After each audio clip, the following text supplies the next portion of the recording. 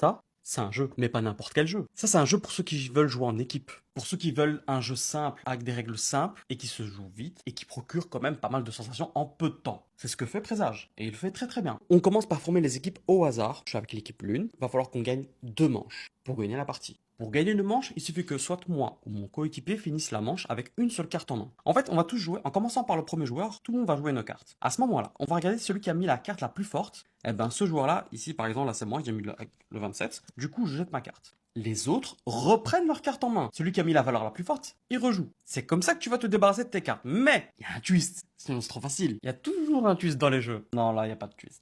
Ça, c'est classique. Sur certaines cartes, en fait, il y a deux types de symboles. Il y a les cartes avec un sablier.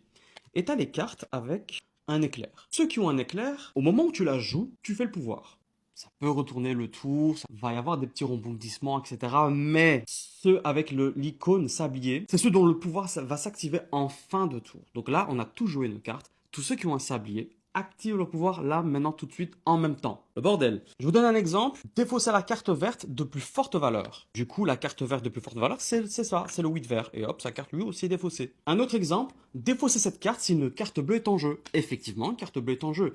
Il a vu, donc du coup, il a joué cette carte parce qu'il s'est dit que, ok, bah du coup, c'est sûr que je défausse ma carte. Et t'as plein d'effets comme ça qui matchent très très bien entre eux. Et je pense que c'est la difficulté du jeu, c'est le fait de communiquer sans communiquer. Parce qu'en fait, attendez, je m'explique. Tu peux pas communiquer avec ton coéquipier. Tu peux pas dire ce que t'as, ce que tu vas jouer, tu peux pas. Tu peux pas. Ta bouche. En fait, ta bouche. Je sais pas comment vous expliquer. En fait, il se passe quelque chose autour de la table qui est pas facile à expliquer en vidéo. C'est pour ça que vraiment, je vous invite vraiment fortement à jouer à ce jeu parce que c'est vraiment chouette. Et vous aurez la vision en fait. J'en attendais rien de ce jeu, mais la vérité, j'ai kiffé. Je pense qu'à 6, c'est vraiment la config. C'est ma config préférée. En plus, c'est beau. Ça brille. Ah, j'aime bien.